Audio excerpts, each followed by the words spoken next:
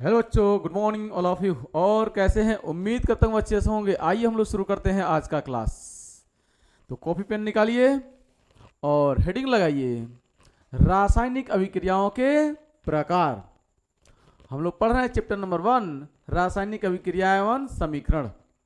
इस रासायनिक अभिक्रिया एवं समीकरण में हम आपको रासायनिक अभिक्रियाओं के बारे में पढ़ा दिए हैं और रासायनिक समीकरणों के बारे में हमने बता दिया है। हमने केमिकल रिएक्शन के बारे में बताया और केमिकल इक्वेशन के बारे में हमने बताया आपको। आगे हम लोग बात करेंगे आज कि रासायनिक अभिक्रियाओं के प्रकार, type of chemical reaction. Heading लगाइए, रासायनिक अभिक्रियाओं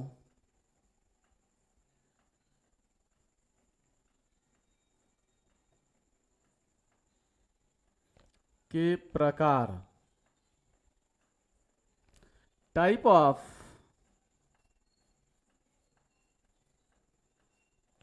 chemical reaction. Type of chemical reaction, type of chemical reaction, रासायनिक अभिक्रियाओं के प्रकार। रासायनिक अभिक्रियाओं के प्रकार, पहला टाइप इसका है संयोजन अभिक्रिया, नंबर 1। ठीक है, संयोजन अभिक्रिया, संयोजन अभिक्रिया, संयोजन अभिक्रिया। इसको हम लोग योगात्मक अभिक्रिया के नाम से भी जानते हैं। ठीक है, इसे हम योगात्मक अभिक्रिया के नाम से भी जानते हैं। ठीक, इसे हम कहते हैं संयोजन अभिक्रिया, कंपोजिशन रिएक्शन, कंपोजिशन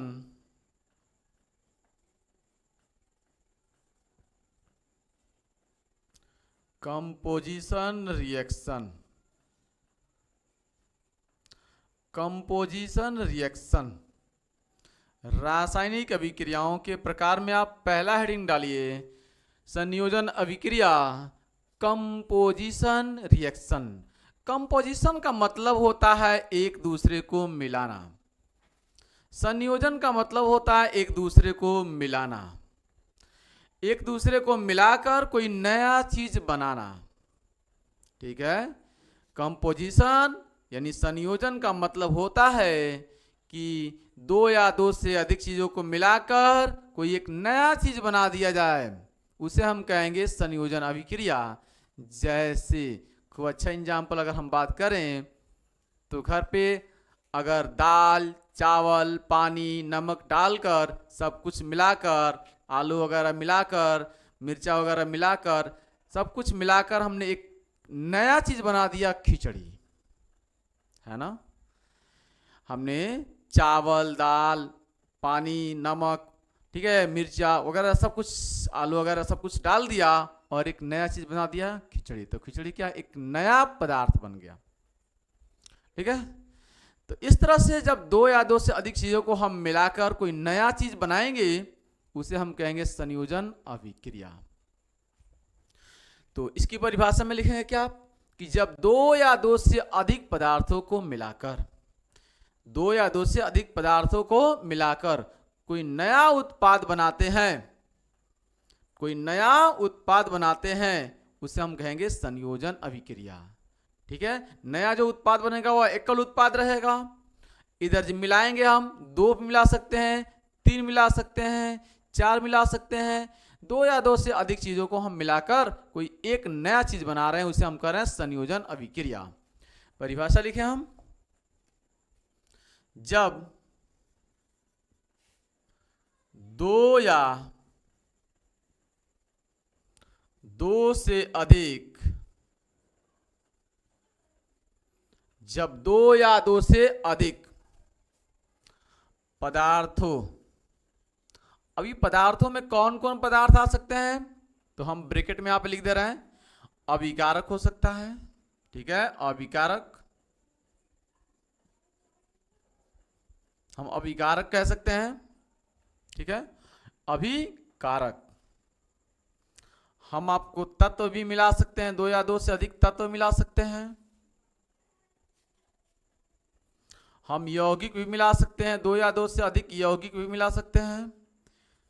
ठीक है, हम 2 या 2 से अधिक अभिकारक ले रहे हैं भाई, 2 या 2 से अधिक अभिकारक या 2 या 2 से अधिक तत्व ले लीजिए, या 2 या 2 से अधिक यौगिक आप ले लीजिए, उसे आप मिला लीजिए। ठीक है, तो जब 2 या 2 से अधिक पदार्थ हो, पदार्थ में क्या क्या हो सकता है, अभिकारक, तत्व, यौगिक। ठीक है, जो इस साइड होता है अभिक्रिया से पहले, जो अभिक्रिया से पहले होता है उसे हम अभिकारक कहते हैं, इसलिए अभिकारक लिखे हैं। यह तत्व भी हो सकता है, यौगिक भी हो सकता है। ठीक है, तो जब 2 या 2 से अधिक पदार्थों को मिलाकर, जब 2 या 2 से अधिक पदार्थों को मिलाकर कोई एकल उत्पाद का निर्माण करते हैं, कोई एकल उत्पाद का निर्माण करते हैं,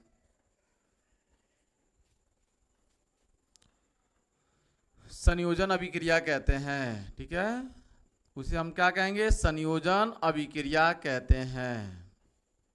उसे हम क्या कहेंगे, संयोजन अभिक्रिया कहते हैं, संयोजन अभिक्रिया कहते हैं। जब हम 2 या 2 से अधिक पदार्थों को मिलाएंगे और मिलाकर कोई एक नया पदार्थ हम बना रहे हैं, एकल उत्पाद का निर्माण हम कर रहे हैं, कोई नया चीज हम तैयार कर रहे हैं, उसे हम कह रहे हैं संयोजन अभिक्रिया। फॉर एग्जाम्पल में लिखें आप, उदाहरण में लिखें आप, एग्जाम्पल में नंबर 1, जैसे आपने कार्बन लिया और ऑक्सीजन से आपने क्रिया करा दिया और एक बनाइए क्या, कार्बन डाइऑक्साइड।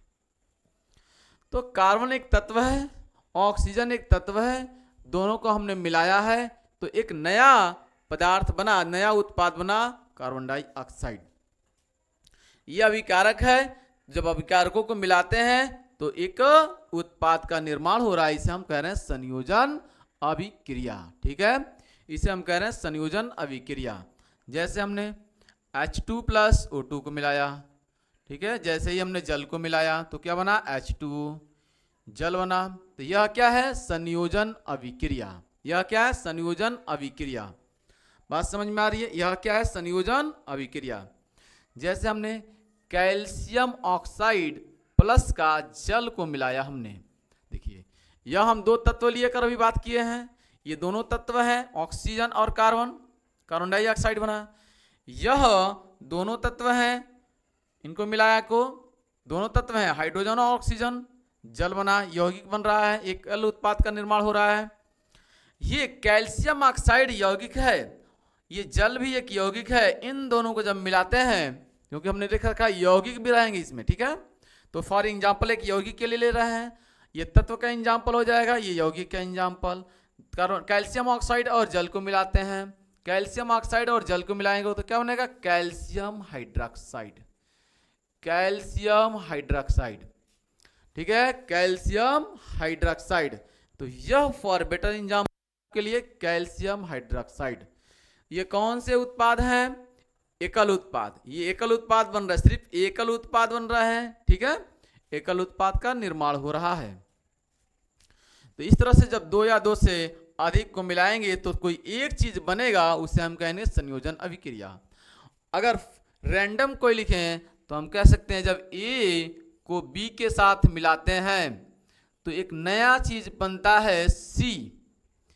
सी क्या है, एक नया पदार्थ है जो यौगिक है, इस तरह का बना हुआ है। तो इस तरह का ये संयोजन अभिक्रिया कंपोजिशन रिएक्शन के फॉर एग्जाम्पल रहे, ये इसकी परिभाषाएं रही। ठीक है, आगे बात कर लेते हैं हम दूसरा अभिक्रिया, रासायनिक अभिक्रियाओं के प्रकार में, टाइप ऑफ रिएक्शन में आप दूसरा रिएक्शन पढ़िए, कौन सा, संयोजन के बाद वियोजन। अभी तो 2 या 2 से मिलाकर एक नया चीज बना रहे थे, अब उस एक पदार्थ को तोड़कर 2 या 2 से अधिक भागों में बांटिए। वियोजन अभिक्रिया इसी का ठीक उल्टा डीकम्पोजिशन रिएक्शन। तो हेडिंग लगाइए आप, डीकम्पोजिशन रिएक्शन। अगला हेडिंग नोट हो गया।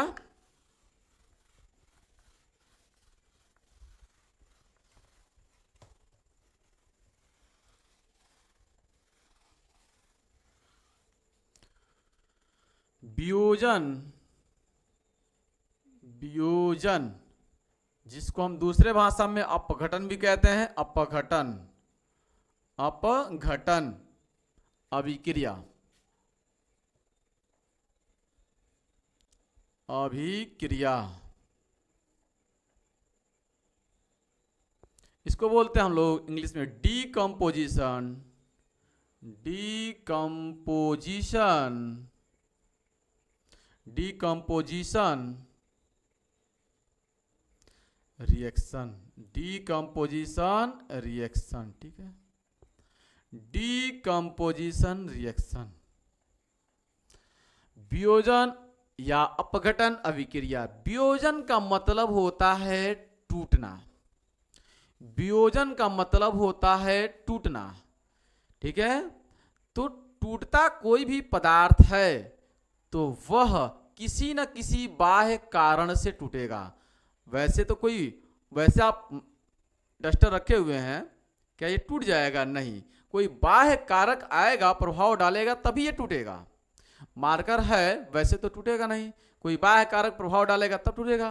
तो कोई भी रिएक्शन है, अगर वह किसी बाह्य कारण से ही टूटता है, दो या दो से अधिक भागों में बट रहा है, तो उसे हम कहेंगे वियोजन अभिक्रिया।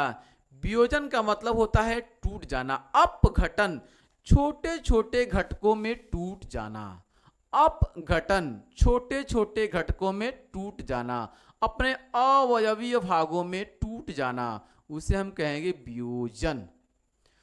नाम से समझ में आ गया आपको वियोजन का मतलब क्या है, टूटना। जाहिर सी बात, इस रिएक्शन में क्या होगा, टूटेगा। तो कोई एकल पदार्थ है, कोई एक बहुत बड़ा पदार्थ है, वह पदार्थ किसी बाह्य कारण से दो या दो से अधिक भागों में, अपने अवयवी भागों में, अपने छोटे छोटे टुकड़ों में अगर टूट जा रहा है, उसे हम कहेंगे वियोजन अभिक्रिया। क्या बात समझ में आ रही है? वियोजन का मतलब क्या है? वियोजन का मतलब टूटना या अपघटन का मतलब टूटना। तो आप कहेंगे कि जब कोई पदार्थ किसी बाह्य कारक से, किसी बाह्य कारक से अपने अवयवीय भागों या छोटे छोटे भागों में टूट जाता है, इसे वियोजन अभिक्रिया या अपघटन अभिक्रिया कहते हैं। बात समझ में आ गई है? नोट किया जाए इसे, ठीक है, नोट किया जाए। ठीक है, लिखते हैं हम वियोजन अभिक्रिया को। ठीक, लिखें, लिखिए, लिखिएगा, वह रासायनिक अभिक्रिया, वह रासायनिक, वह रासायनिक अभिक्रिया, वह रासायनिक अभिक्रिया, वह रासायनिक अभिक्रिया जिसमें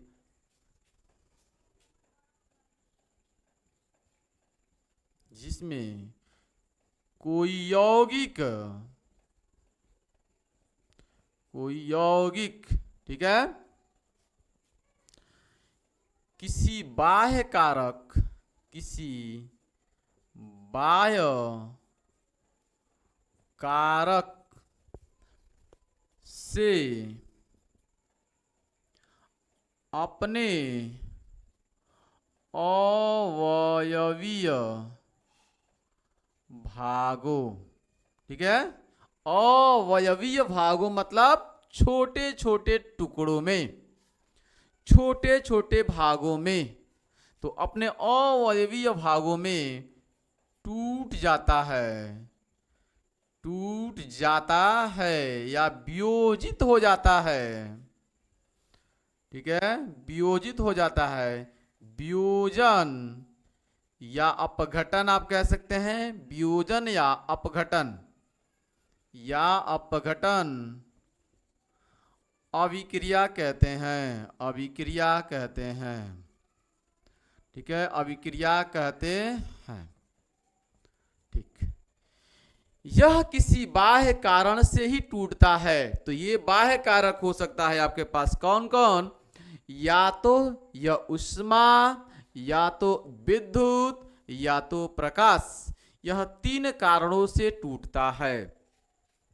तो जो बाह्य कारक इसके लिए होगा वह कौन कौन होगा? विद्युत, ऊष्मा और प्रकाश। ये अभिक्रियाएं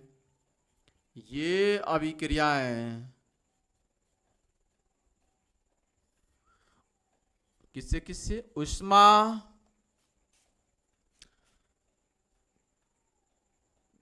प्रकाश एवं विद्युत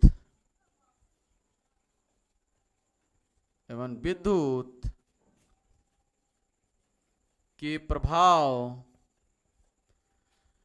प्रभाव से टूटती हैं। ठीक है, तो पहला पॉइंट इसका क्या हुआ? ऊष्मा प्रभाव, ऊष्मा के कारण टूटेगा। तो इसका मतलब ये अभिक्रियाएं तीन तरह की हो सकती हैं, ऊष्मा, प्रकाश और विद्युत, यानी ऊष्मीय वियोजन, प्रकाशीय वियोजन और विद्युत वियोजन। तो लिखेंगे ये अभिक्रियाएं तीन प्रकार की होती हैं। ये अभिक्रियाएं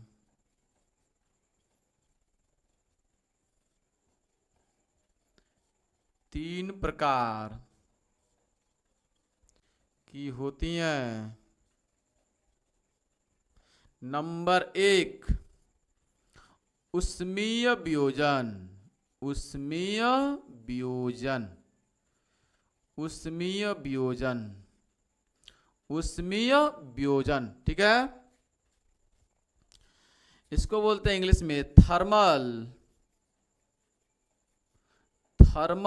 डीकम्पोजिशन। डीकम्पोजिशन, ठीक है, डीकम्पोजिशन।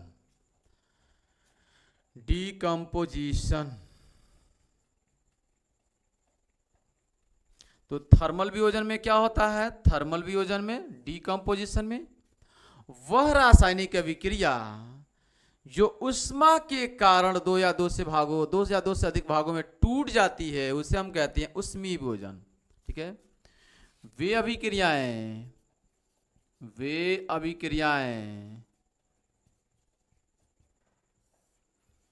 जो ऊष्मा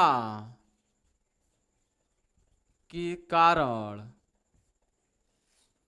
दो या दो से अधिक भागों में, ठीक है, टूट जाती हैं, दो या दो से अधिक भागों में टूट जाती हैं, ऊष्मीय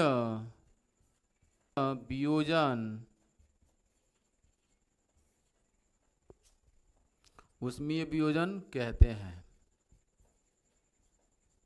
ठीक है, वे अभिक्रियाएं जो ऊष्मा के कारण दो या दो से अधिक भागों में टूट जाता है, उसे हम कहेंगे ऊष्मीय वियोजन। ठीक है, ऊष्मीय वियोजन। और एग्जाम्पल लिखें इसके, एग्जाम्पल लिखते हैं इसके। तो एग्जाम्पल ठीक है, एग्जाम्पल लेते हैं, एनसीईआरटी का एग्जाम्पल लेते हैं। ये आपके पास फेरस सल्फेट, ठीक है, यह है आपके पास फेरस सल्फेट। ये ऊष्मा के कारण,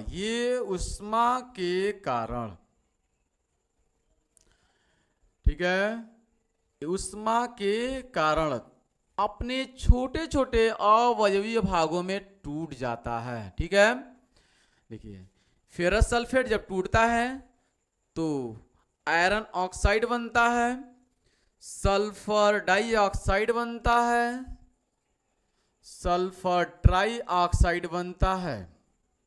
यह अपने छोटे छोटे अवयवी भागों में टूट जाता है।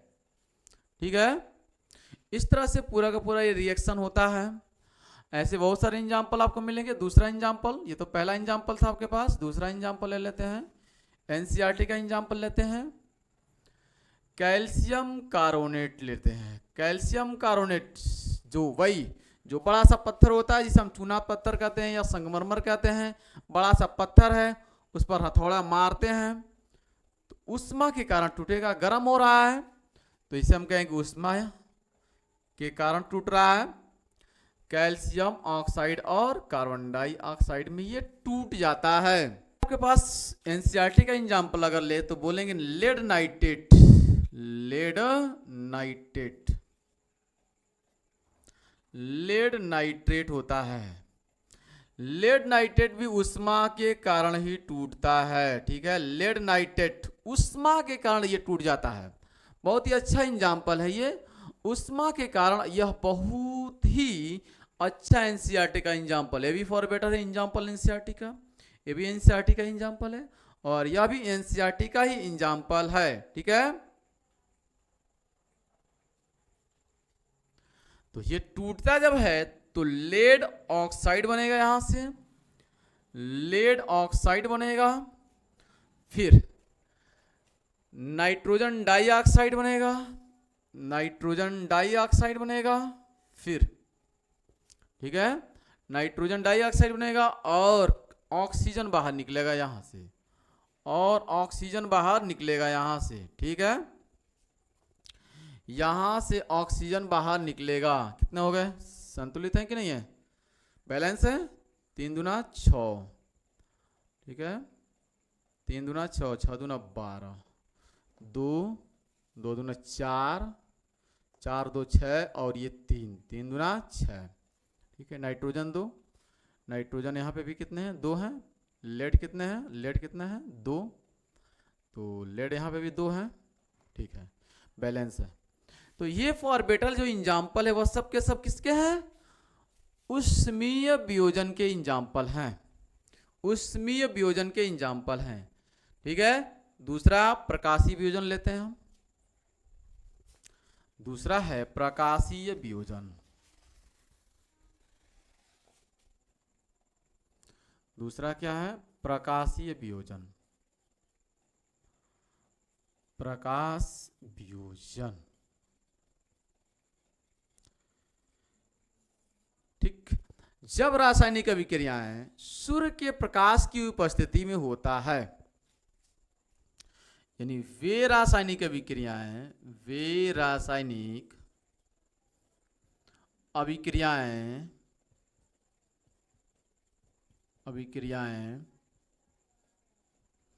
जो सूर्य की प्रकाश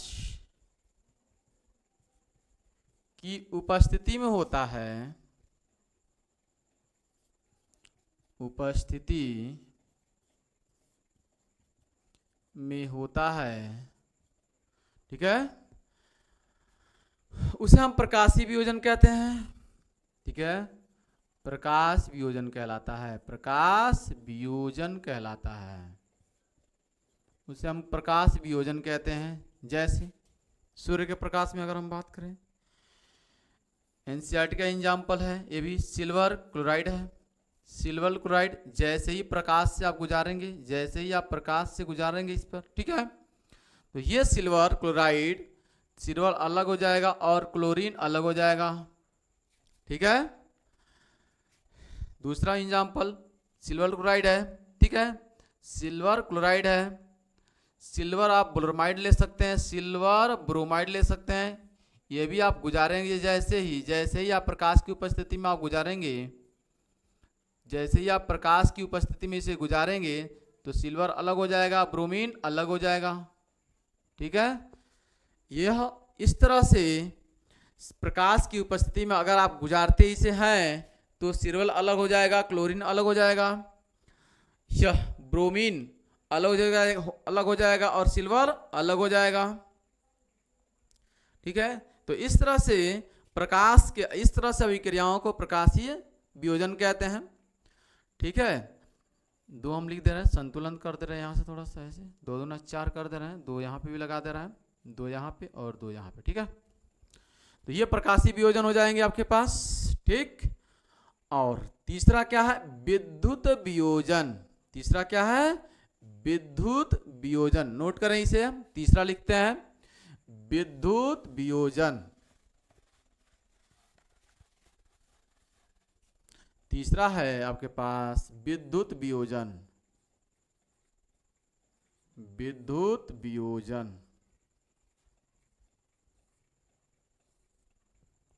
ठीक, विद्युत वियोजन। विद्युत वियोजन हो गया। विद्युत वियोजन, ठीक है, वह अभिक्रिया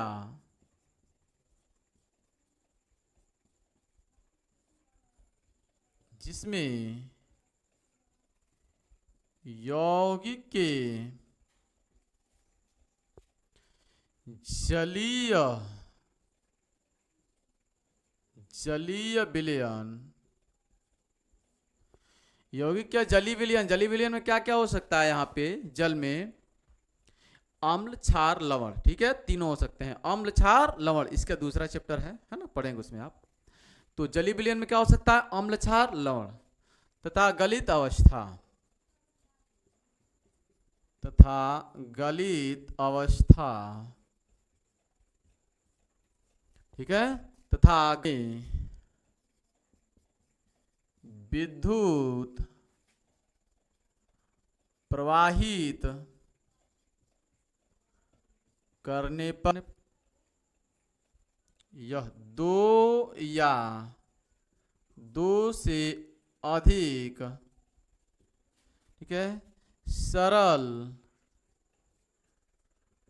भागों में क्या होता है? टूट जाता है, ठीक है, विद्युत वियोजन कहलाता है। विद्युत वियोजन, विद्युत वियोजन कहलाता है, ठीक है, विद्युत वियोजन कहलाता है। अब इस वियोजन में होता है क्या? क्योंकि विद्युत है तो विद्युत के अंदर दो चीजें होती है, एक पॉजिटिव और एक निगेटिव। तो एक तरफ पॉजिटिव होगा और दूसरी तरफ निगेटिव होगा, ठीक है। तो पॉजिटिव निगेटिव इसमें दो भागों में बंटते हैं, ठीक है। तो इस पूरे के इस प्रक्रम में धनायन कैथोड पर तथा ऋणायन एनोड पर, ठीक है। धनायन कहाँ जाएगा? कैथोड पर जाएगा, और ऋणायन कहाँ जाएगा? एनोड पर जाएगा। हट जाएंगे एनोड पर, ठीक है, एकत्रित हो जाते हैं, इकट्ठा हो जाते हैं, एकत्रित, ठीक है, एकत्रित हो जाते हैं। फॉर एग्जाम्पल लेते हैं, एग्जाम्पल जैसे जल है, जल को आप जैसे ही आप विद्युत से गुजारेंगे, जल को आप विद्युत से जैसे ही आप गुजारेंगे, जल कैसा लिए हैं? जल के अंदर या तो अम्ल या तो लवण या तो क्षार घुला हुआ है, ठीक है ना। तो जैसे ही हमने लिया जल को, तो यह जल जो है, विद्युत जो है इस जल को हाइड्रोजन को अलग कर देगा, ऑक्सीजन को अलग कर देगा, दोनों को तोड़ देगा, हाइड्रोजन को अलग और ऑक्सीजन को अलग कर देगा, ठीक है। यह यहाँ पे लिखे हैं धनायन कैथोड पर होगा, तो ये धनायन है, यह कहाँ पे संपन्न हो रहा है? कैथोड पर। और ये ऋणायन है, यह कहाँ संपन्न हो रहा है? एनोड पर, ठीक है। ये आपके पास दो यहाँ पे लिख दे रहे हैं, दो यहाँ पे और दो यहाँ पे, ठीक है, संपन्न। तो इस तरह से विद्युत जब वियोजन होता है तो इस तरह की घटनाएं होती हैं, ठीक है। इस तरह की घटनाएं होती हैं कि पॉजिटिव और निगेटिव दोनों अलग अलग बढ़ जाते हैं। हमेशा विद्युत पॉजिटिव को अलग कर देगा और निगेटिव को अलग करेगा, ठीक है। पॉजिटिव पे कौन जाएगा? पॉजिटिव पर कैथोड, और निगेटिव पे कौन जाएगा? निगेटिव पर एनोड, ठीक है। तो इस तरह से यहाँ पे कैथोड पर कौन है? हाइड्रोजन कैथोड यानी पॉजिटिव पर, एनोड पर कौन है? ऑक्सीजन एनोड पर है, ठीक है, ऑक्सीजन एनोड पर है। दूसरा एग्जांपल फॉर ले ले अगर हम, ठीक है, KCl ले लेते हैं, KCl पोटेशियम क्लोराइड। तो अगर पोटेशियम क्लोराइड को हम विद्युत से गुजार दें, थोड़ा सा विद्युत से गुजारें, तो पोटेशियम को अलग कर देंगे, पोटेशियम तो तोड़कर अलग कर देगा और क्लोरीन को अलग कर देगा तोड़कर। पोटेशियम पर कैथोड पर यह संपन्न होगा अभिक्रिया और ये क्लोरीन जो होगा वह एनोड पर संपन्न होगा क्रिया। ठीक है, वह दोनों पर यह समीकरण को हमने संतुलन कर दिया। तो इस तरह से ये संपन्न होता है पूरे के पूरे रिएक्शन। तो ये रहा आपके पास विद्युत वियोजन पूरा का पूरा। ठीक है, विद्युत वियोजन। अब हम लोग पढ़ेंगे आगे। ठीक है, कौन सा पढ़ेंगे भाई? उसमें छेपी, उसमें सोची, या आपको विस्थापन पढ़ा दें? नेक्स्ट दिन बात कर लेते हैं हम। ठीक है, आज के लिए बस इतना रहने दे रहे हैं। Thanks for watching this video. जय हिंद, जय भारत।